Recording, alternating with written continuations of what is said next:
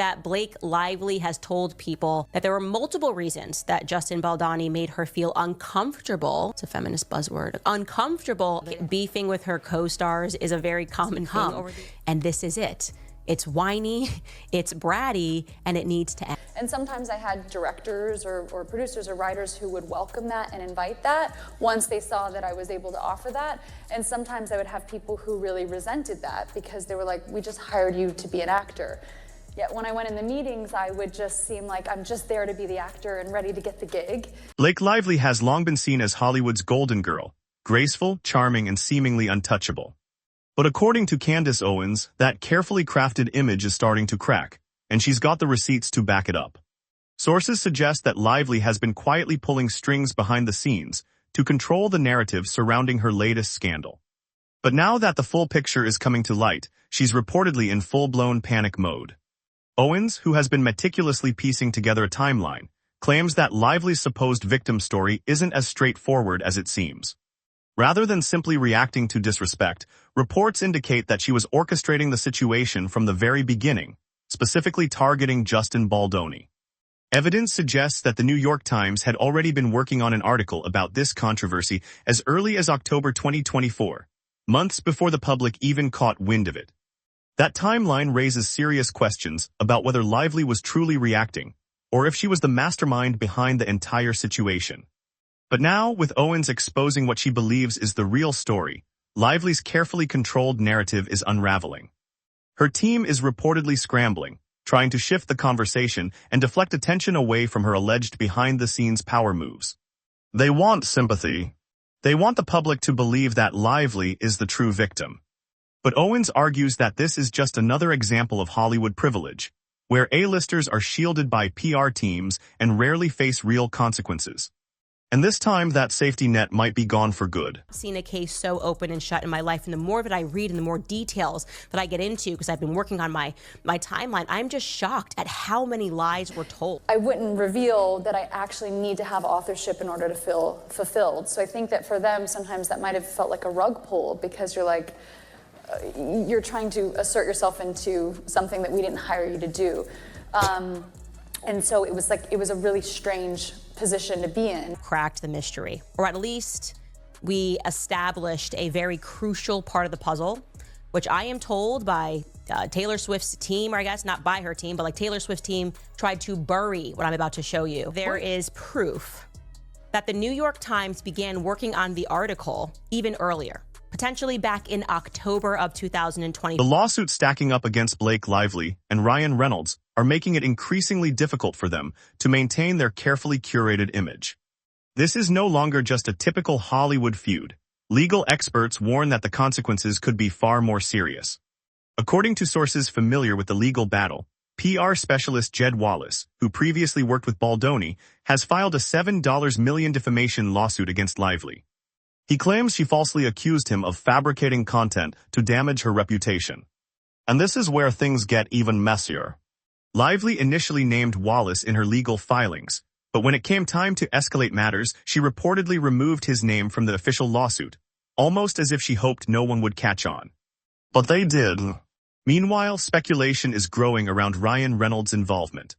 A source close to the situation alleges that Reynolds openly expressed his disdain for Baldoni at a Hollywood event, reportedly encouraging executives to distance themselves from him. Then there's the Deadpool and Wolverine controversy, where jokes aimed at Baldoni were allegedly slipped into the film. Was it just playful banter, or was there a more calculated motive behind it? Owens suggests it was a deliberate move to publicly discredit Baldoni after behind-the-scenes efforts failed. She has gathered substantial evidence pointing to a coordinated effort by Lively to control the public narrative. Reports suggest that Lively's PR team worked strategically to shape media coverage, portraying her as the victim while simultaneously tarnishing Baldoni's image. Alleged email exchanges reveal that Lively's representatives actively tried to suppress damaging stories while amplifying misleading claims against Baldoni. Owens argues that Lively not only influenced journalists, but also allegedly pressured powerful Hollywood insiders to distance themselves from him. I felt like I don't want to just be an actor. Like I want to, I want to have more authorship. This is important to say, okay, I believe in this, and that's why I'm standing up for it, and that's why I'm not being difficult. And then there are other moments to go like, am I the asshole in the room? Like, what is happening right now here? I would hurting Blake's feelings. And I don't know if you guys have paused to consider that Blake's feelings might be getting hurt in all of this. Is causing her and Ryan Reynolds severe anguish. They are anguished by the things that they did being found out by the public. I really think that it was just a perfect act of evil that was almost executed in broad daylight, almost like a psycho. Owens also highlights Lively's legal filings as a crucial piece of evidence. The original complaint submitted to the California Civil Rights Department reportedly contained exaggerated allegations against Baldoni, claims that, upon closer inspection, appeared to lack solid backing. Coupled with Wallace's sudden removal from her lawsuit, Owens suggests this indicates Lively was more concerned with damage control than actual justice. But perhaps the most significant shift in this entire ordeal. Taylor Swift. Insiders claim that Swift, once a staunch ally of Lively, is now quietly stepping back. Reports suggest that Swift may be distancing herself in an attempt to avoid getting caught in the fallout. And if that's the case, it could be a devastating setback for Lively. Without Swift's support, she may find herself increasingly isolated. Owens has also unearthed what she describes as a recurring pattern of manipulative behavior from Lively. Industry sources claim this isn't the first time she's allegedly controlled a narrative at someone else's expense. Insiders are reportedly speaking out, sharing past instances where Lively allegedly used her influence to secure roles, push out competitors, or steer media coverage in her favor. These accounts suggest that far from being a victim, Lively has long engaged in calculated reputation management, often at the cost of others. One of the most explosive pieces of evidence Owens has revealed is a collection of leaked internal communications that appear to show Lively's PR team working to paint Baldoni in a negative light. These messages allegedly discuss planting misleading headlines, orchestrating social media campaigns, and selectively leaking information to key media outlets. If proven true, this could completely dismantle the narrative that Lively was simply responding to outside attacks. After party, Wayfair was informed that Reynolds approached a senior executive at WME and expressed his deep disdain for Baldoni, going as far as to suggest that the agency is working with a editor to be able to file that, take it to the New York Times, get them to take down Justin Baldoni, and who knows, like it would have maybe been like, okay, we're going to resolve this in the background now. Also retained subcontractors, including a Texas-based contractor named Jed Wallace, who weaponized a digital army around the country from New York to LA to create, seed, and promote content that appeared to be authentic on social media platforms and internet chat forums.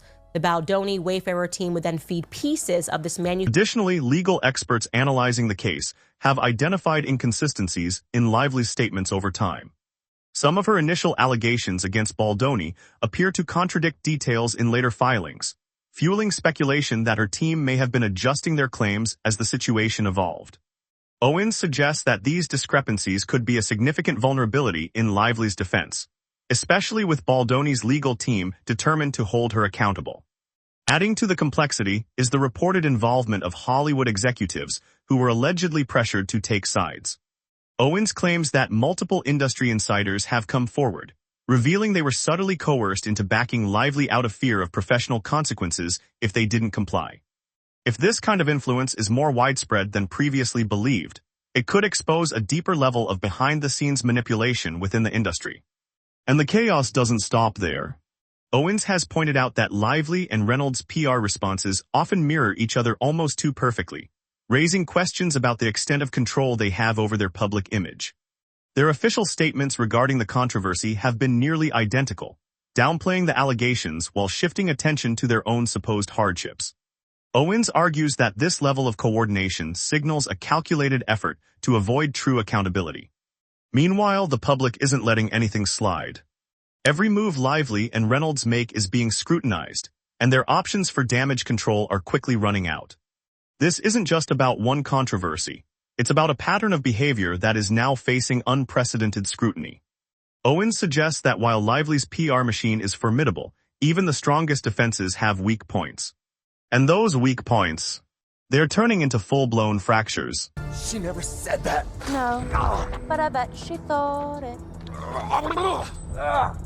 You are so mean. My brain could taste your fingers, and they tasted like hate. And where in God's name is the intimacy? I would show up on a set. I knew that they just wanted me to show up and look cute and stand on a little pink sticker where I'm supposed to go and say what I'm supposed to say. But I also knew that that wasn't fulfilling for me, that I wanted to be a part of the storytelling, that I wanted to be a part of the narrative, whether that be in the writing, in the costume design, in creating the character. And you, decent guy? No. Terrible. Mocked in the credits of his own movie, that he was mocked mercilessly, endlessly in Deadpool and Wolverine by A-list actors getting involved there. We know that Justin's colleagues and fellow actors on the film were then all invited to the premiere of Deadpool and Wolverine. So they've seen it all unfold, but what comes next? Will Lively manage to turn the narrative in her favor? Or is this the beginning of the end for her flawless Hollywood persona? One thing is certain, this drama is far from over. Let me know your thoughts in the comments. Is Blake finally facing real consequences, or will she find a way to escape the fallout? And don't forget to like, subscribe, and hit that notification bell, because this saga is only just beginning.